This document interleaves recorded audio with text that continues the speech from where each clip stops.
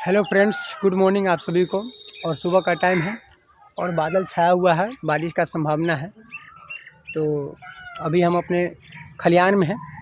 इधर में जो है घर बनाए हुए हैं, जरना काठी का भूसा वगैरह रखते हैं भैंसी सब के लिए।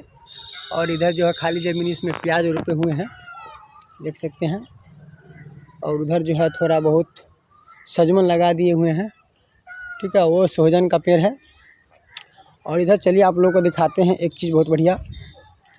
और इधर में हम लगाए हुए हैं थोड़ा सा करेला का पेड़, देख सकते हैं।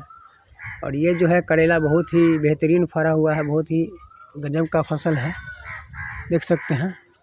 तो लगा दिए हैं थोड़ा थोड़ा व्यवस्था। तो आप लोग बताइएगा कैसा है मेरा ये करेला। बहुत ही ज़बरदस्त, बहुत ही लंबा लंबा है।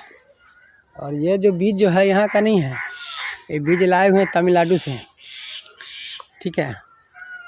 तो ये तो बहुत लंबा लंबा होता है। अभी इसमें दवा वगैरह का छिड़काव करेंगे तो और ज़्यादा विकास करेगा। अभी दवा नहीं दिए इसीलिए थोड़ा मतलब इसका ग्रोथ कम है, ठीक है। तो आप लोग हमसे जुड़े रहिए, हमें सपोर्ट कीजिए, हमारे चैनल को सब्सक्राइब कीजिए।